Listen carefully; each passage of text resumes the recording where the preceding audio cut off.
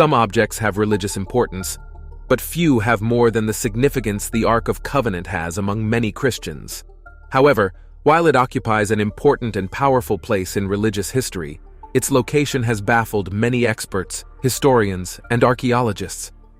But the latest finding by scientists in a humble cave is causing excitement, as it might just be the final clue that has been missing for thousands of years. What is the Ark of Covenant? Why is it significant? And where have scientists found it? Stay tuned as we bring you all the details. The Ark of the Covenant is one of the most fascinating and mysterious objects in the history of Judaism and Christianity. It is a wooden chest covered with gold that contains the 2 stone tablets of the 10 Commandments, which God gave to Moses on Mount Sinai. According to the Bible, the Ark also contained a pot of manna, the miraculous food that sustained the Israelites in the wilderness, and Aaron's rod, the staff that blossomed to show God's choice of Aaron as the high priest. The Ark of the Covenant was not just a container for sacred relics, but also a symbol of God's presence and power among his people. The Bible describes how God spoke to Moses from between the 2 cherubim, the winged creatures that adorned the lid of the Ark, known as the mercy seat. The Ark was also carried by the Israelites into battle, and it often brought them victory over their enemies. For example, when the Israelites crossed the Jordan River to enter the Promised Land, the priests carrying the Ark caused the waters to stop flowing and allowed them to pass. Later, when they marched around the city of Jericho with the Ark, the walls of the city collapsed, and they conquered it. The Ark of the Covenant was also a sign of God's covenant with his people and his expectations for them to obey his laws. The 10 Commandments were not only a set of rules, but also a summary of God's character and will for his people. They expressed God's love, justice, holiness, and faithfulness, and called his people to reflect these qualities in their relationship with him and with others. The Ark reminded the Israelites that they were chosen by God to be his treasured possession, a kingdom of priests and a holy nation. The Ark of the Covenant was so sacred that only certain people were allowed to touch it or approach it. The Ark was kept in a special tent called the Tabernacle, which was designed by God and built by skilled craftsmen according to his instructions. Only the Levites, the tribe assigned to serve as priests, were allowed to carry the Ark and minister in the tabernacle. Even among them, only one person, the high priest, was allowed to enter the innermost chamber of the tabernacle, called the Holy of Holies, where the Ark was placed. And he could only do so once a year, on the Day of Atonement, when he would sprinkle blood on the mercy seat to make atonement for himself and for the people. Anyone who violated these rules would face severe consequences, such as death or disease. For example, when Uzzah touched the Ark to steady it when it was being transported on a cart, he was struck dead by God. And when some Philistines captured the Ark and placed it in their temple, they suffered plagues of tumors and rats until they returned it. The Ark of the Covenant was not only important for ancient Israelites, but also for Christians today. Christians believe that Jesus Christ is the fulfillment of God's covenant with his people, and that he is greater than Moses, Aaron, and the Ark. The Ark of the Covenant was a wooden chest covered with gold that contained the 2 stone tablets of the 10 Commandments, which God gave to Moses on Mount Sinai. The Ark of the Covenant was built by Bezalel, the chief architect of the tabernacle, according to God's instructions. The Ark was made of acacia wood, a durable and resilient material that could withstand the harsh conditions of the wilderness. The Ark measured 2.5 cubits long, 1.5 cubits wide, and 1.5 cubits high, or 111 centimeters by 67 centimeters by 67 centimeters. It was overlaid inside and out with pure gold, a precious metal that reflected God's glory and holiness. The Ark had a gold decorative rim around its top, called the Zer, and 4 gold rings at its corners, through which gold-plated wooden poles were inserted for carrying the Ark. The poles were never to be removed, as the Ark was too sacred to be touched by human hands. The most important feature of the Ark was its cover, called the Kaparet, which was made of solid gold and was 1 handbreadth thick. On top of the cover, there were 2 golden cherubs, or winged creatures, that faced each other with their wings spread over the cover. The cherubs represented God's heavenly throne and his angelic servants. Between the cherubs, God spoke to Moses and gave him instructions for the Israelites. The cover was also called the mercy seat, because it was where God showed his mercy and forgiveness to his people on the Day of Atonement, when the high priest sprinkled blood on it to atone for their sins. The Ark of the Covenant contained 3 items: the 2 stone tablets of the 10 Commandments, which were the basis of God's law and covenant with his people; a pot of manna, which was the miraculous food that God provided for his people in the wilderness; and Aaron's rod, which was the staff that budded to show God's choice of Aaron as the high priest. These items reminded the Israelites of God's faithfulness and miracles in their history. The Ark of the Covenant was placed in the Holy of Holies, the innermost chamber of the tabernacle and later the temple, where only the high priest could enter once a year. The Ark rested on a stone called the Even Hashetia, which was believed to be the foundation point of the entire world. The disappearance of the Ark of the Covenant is one of the greatest mysteries in religious history. The Ark of the Covenant was a sacred object that contained the tablets of the 10 Commandments, a pot of manna, and Aaron's rod. It was also a symbol of God's presence and power among his people, and a sign of his covenant with them. The Ark played a central role in the worship and rituals of the Israelites, and was kept in the Holy of Holies in the Temple of Jerusalem.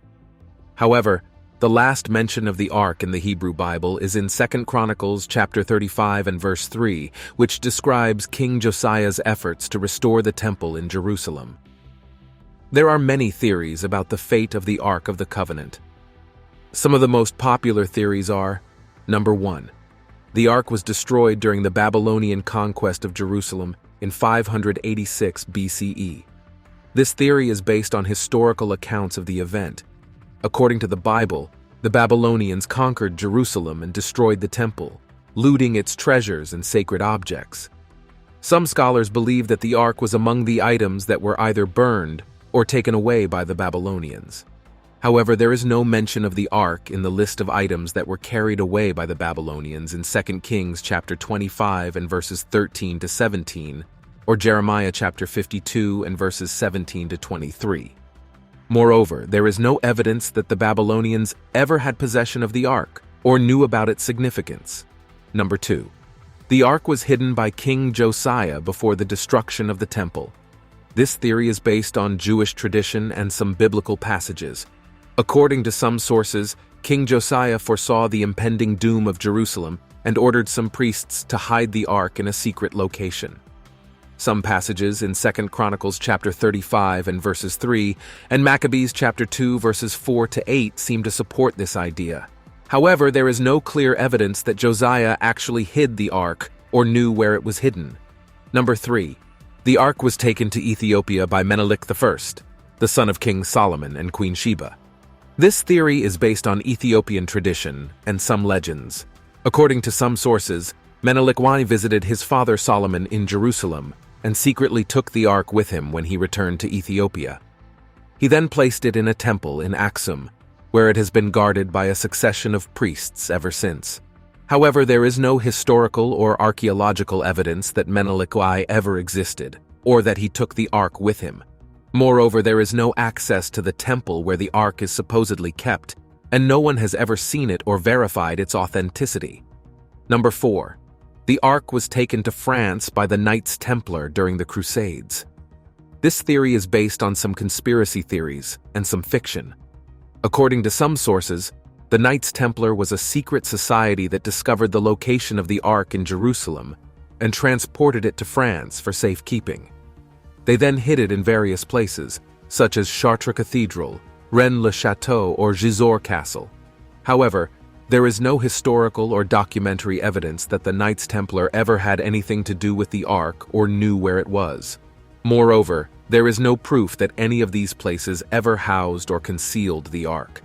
One of the most intriguing and controversial theories about the fate of the Ark of the Covenant is that it is still hidden in a secret chamber beneath the Temple Mount in Jerusalem. According to this theory, the Ark was never taken away or destroyed by the Babylonians, but rather concealed by the priests of the temple before its destruction in 586 BCE. The theory claims that the ark remains in its hiding place until today, waiting for the Messiah to reveal it and restore it to its rightful place in the rebuilt temple. The main source of this theory is a Jewish tradition that is recorded in several ancient and medieval texts, such as the Talmud, the Midrash, and the Zohar.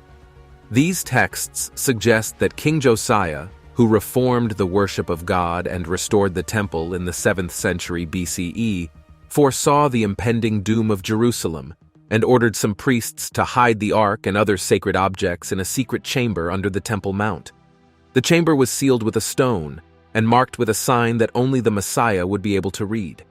The texts also imply that some of the priests who hid the ark died in the process, and that no one else knew its location. The theory also draws support from some biblical passages that seem to indicate that the ark was still in the temple at the time of its destruction.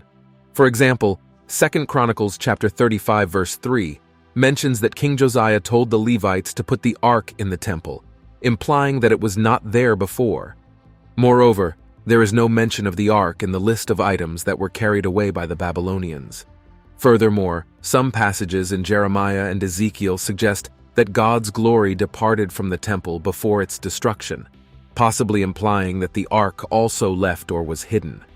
The theory also appeals to some archaeological and historical evidence that suggests that there are indeed tunnels and chambers under the Temple Mount that have not been fully explored or excavated.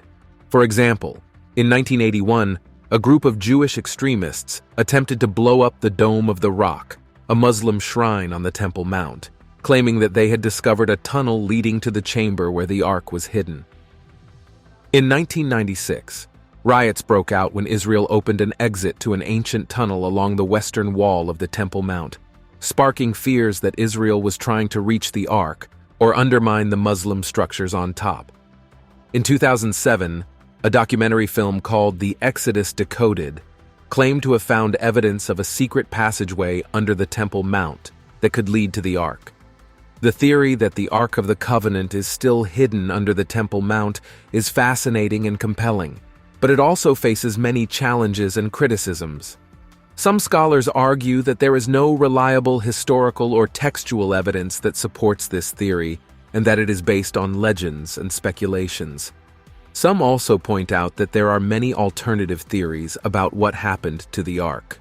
Some also question whether finding or revealing the Ark would have any religious or political significance today, given that Judaism and Christianity have developed without it for centuries. Some also warn that any attempt to search for or claim the Ark could spark violence and conflict among Jews, Muslims, and Christians who have competing claims over Jerusalem and its holy sites. Another popular and persistent theory about the location of the Ark of the Covenant is that it is kept in the Church of St. Mary of Zion in Aksum, Ethiopia. According to this theory, the Ark was brought to Ethiopia by Menelik I, the son of King Solomon and Queen Sheba, who secretly took it from Jerusalem when he visited his father, as mentioned earlier. The theory claims that the Ark has been guarded by a succession of priests in a chapel within the church ever since, and that no one else is allowed to see it or verify its authenticity. The main source of this theory is the Kebra Nagast, a 14th century Ethiopian text that narrates the history and legends of the Ethiopian royal dynasty. The Kebra Nagast tells how Menelik I, who was raised by his mother in Ethiopia, traveled to Jerusalem to meet his father Solomon, who tried to persuade him to stay and inherit his kingdom. However, Menelik decided to return to Ethiopia with some of his companions, who were secretly instructed by God to take the Ark with them. The text also describes how the Ark was transported by divine assistance, while a replica was left in the temple in Jerusalem. The theory also draws support from some Ethiopian traditions and practices that are related to the Ark. For example, every Ethiopian church has a replica of the Ark, known as a tabot, which is taken out once a year for a procession during Timket, the holiest festival on the Ethiopian Orthodox Christian calendar. Moreover, Ethiopia has a long history of Jewish influence and presence, such as the Beta Israel community, which some believe are descendants of Menelik I or other Israelites who migrated to Ethiopia. Furthermore, some Ethiopian emperors claimed to be descendants of Solomon and Sheba, and used their alleged lineage to legitimize their rule. Some scholars, however, have looked elsewhere in the search for the lost Ark of Covenant, investigating the Dead Sea. The Copper Scroll is one of the most intriguing and mysterious documents among the Dead Sea Scrolls. Unlike the other scrolls, which are written on parchment or papyrus, the Copper Scroll is written on metal and contains a list of 64 locations where various items of gold and silver were buried or hidden. Scholars believe that the treasure described in the Copper Scroll came from the temple in Jerusalem and was hidden by some priests before its destruction by the Babylonians in 586 BCE. One of the most interesting aspects of the Copper Scroll is that it suggests that the Ark of the Covenant, the sacred chest that contained the tablets of the Ten Commandments, might be in the vicinity of the Dead Sea, specifically in Jordan. The Copper Scroll seems to indicate that the Ark of the Covenant was hidden somewhere near Qumran, where the Dead Sea Scrolls were found. The scroll mentions a location called the Valley of Achor,